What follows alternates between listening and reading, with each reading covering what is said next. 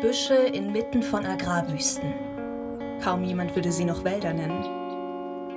Doch selbst diese winzigen Reste einst größerer Waldgebiete sind wichtiger für das Klima als gedacht. Eine besondere Methode macht es möglich, auf Flächen nicht größer als Tennisfelder in kurzer Zeit kleine Wälder wachsen zu lassen. Dieser Film zeigt 2 Pionierprojekte. Le but, c'est qu'à chaque fois, chaque projet, où que ce soit comme derrière moi, soit vraiment une forêt luxuriante. Wir geben hier Starthilfe, damit sich hier ein sehr stabiles, tragfähiges Ökosystem etablieren kann, wo man wirklich mal einfach der Natur wieder Platz gibt und die auch einfach sich dann nach ein paar Jahren selbst überlässt und sagt, das ist jetzt dein Platz.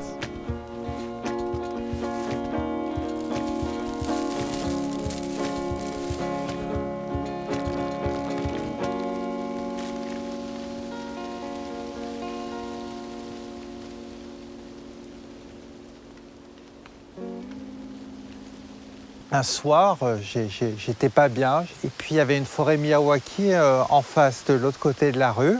Et puis en arrivant près de la forêt, j'ai commencé à entendre tous ces petits bruits dans la forêt. Je sentais qu'il y avait plein de vie. Des oiseaux qui bougeaient, un petit truc par-ci qui s'enfuyait. Et ce jour-là, je me suis dit, c'est ça qu'il faut que je fasse. Il faut que je fasse les forêts Miyawaki, c'est extraordinaire, c'est bien réel. Der Belgier Nicolas de Brabander hat bereits etwa 40 solcher Wälder gepflanzt. Als eine von wenigen weltweit arbeitet seine Firma Urban Forests nach der sogenannten Miyawaki-Methode. Diese Methode, benannt nach dem japanischen Botaniker Akira Miyawaki, zeigt erstaunliche und schnelle Ergebnisse. In nur 20 Jahren entsteht ein Miniwald, auf Englisch Tiny Forest. Olivier Legrain ließ sich auch von Urban Forests einen solchen Wald pflanzen, in seinem Garten. On ne voulait pas un jardin très travaillé, on voulait plutôt un jardin sauvage où on puisse un peu rénover les écosystèmes, puisqu'ici on est dans ce qui était la forêt autour de Bruxelles et ça a été fort endommagé par l'homme. Et c'est d'ailleurs admirable parce que cette forêt a 4 ans, elle a eu 3 ans de sécheresse et 1 an de trop d'eau. Et donc on voit qu'on a eu très peu de pertes, etc. Donc ça a une résilience formidable. Trotz der schwierigen Wetterverhältnisse sind die Bäume hier schon einige Meter gewachsen. Was macht diese Pflanzungsmethode so erfolgreich? Alors la méthode Miyawaki, c'est d'abord de connaître le lieu. Donc il faut venir sur place, il faut observer, connaître le sol, le climat, la biodiversité locale. Et puis alors on va commencer à travailler sur le sol. Il faut vraiment préparer le sol pour que les arbres... En fait, on crée les conditions idéales pour les arbres. Mitte September ist in Belgien Anfang der Pflanzsaison für Nicolas. Nahe der Stadt Oudenburg sollen etwa 3000 Bäumchen auf 1000 Quadratmetern gepflanzt werden. Nicolas und sein Team haben den Boden umgegraben und Vorarbeit geleistet. On a apporté tous ces amendements. Ça, c'est des broyats de végétaux frais. Il y a un peu de bois, etc. Ça va booster la colonisation des champignons, par exemple, de toute une foule de micro-organismes. Et on voit qu'il y a assez une bonne texture. Pour les racines, c'est facile de pousser là-dedans. On essaie vraiment de favoriser les champignons qui ont un rôle crucial dans la forêt. Ils vont se connecter aux racines, ils vont permettre à tous ces arbres de se lier entre eux, d'échanger de l'eau, de la nourriture, des informations sur une maladie, sur une sécheresse, sur des choses comme ça.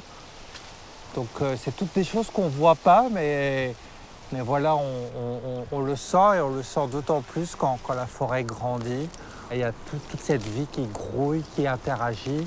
Il y a des oiseaux qui vont arriver, il y a des papillons, des insectes, il y a des petits mammifères qui vont venir.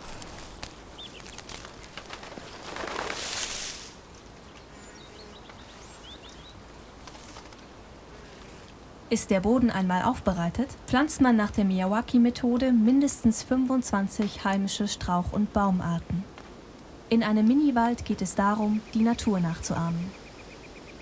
On essaie de retrouver le potentiel naturel de végétation. Donc, à quoi ressemblerait la forêt si on n'intervenait plus du tout ici dans 200, 300 ans? Pro Quadratmeter werden 3 bis 5 verschiedene Bäumchen gepflanzt. Dadurch, dass sie so unterschiedlich sind sie keine direkten Konkurrenten.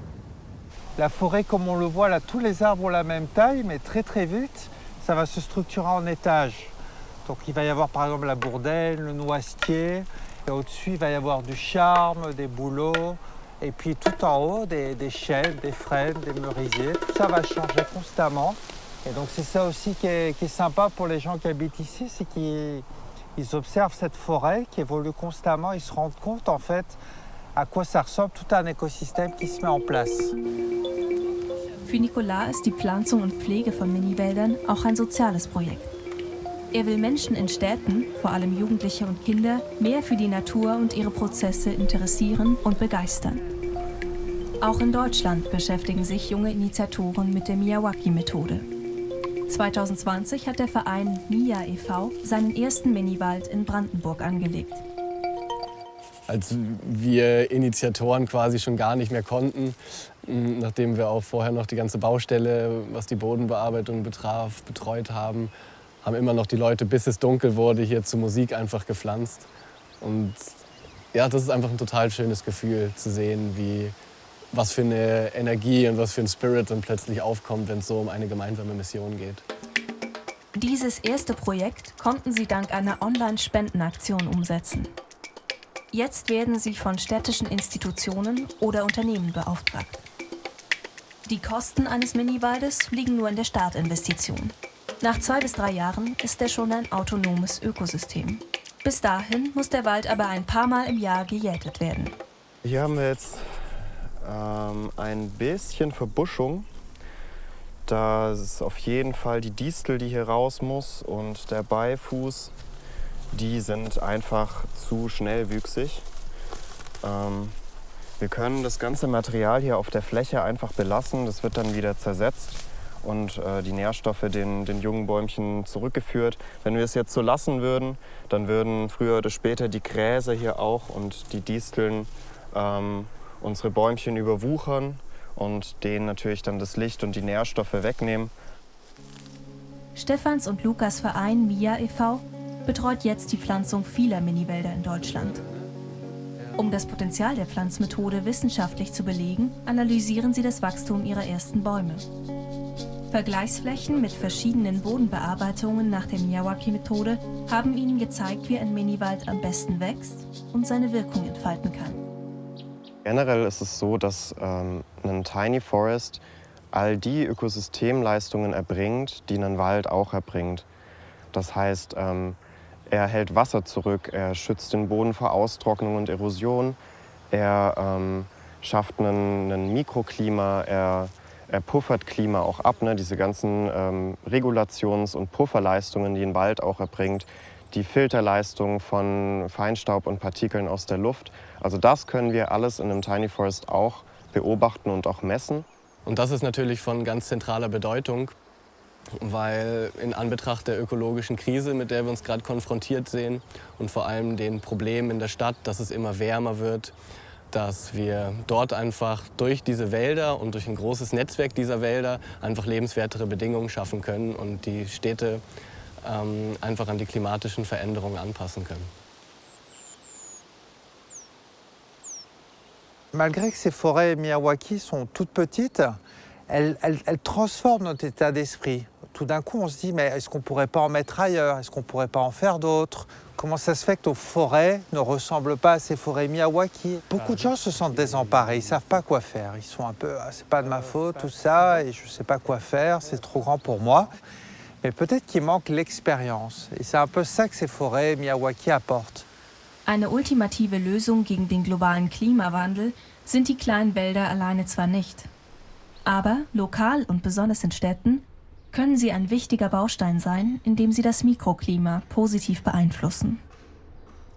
Ich sag mal, vor 20 Jahren wird kaum ein Mensch was gehört haben von Urban Gardening. Wenn wir jetzt in unsere Städte schauen, dann sehen wir, dass solche Projekte aus dem Erdboden sprießen oder aus dem Stadtboden. Ja. Und ich hoffe, dass dasselbe auch diesen Tiny Forest-Gedanken passiert. Dass wir sehen in Städten, wenn wir drüber schauen, so, hier entstehen überall an kleinen Stellen Tiny Forests. Und die Menschen wissen, was damit gemeint ist und vielleicht sogar auch selber fähig sind, das zu machen. Ich wünsche mir, dass dann so Gespräche sind wie, hey, was hast du am Wochenende gemacht? Ja, bei mir hinten im Hof einen Miyawaki Forest angepflanzt. So. dann haben wir es geschafft, glaube ich. Wenn dann alle wissen, was zu tun ist und wie es gemacht wird und das umgesetzt wird, ja, das ist einfach das ist eine Zukunftshoffnung von mir.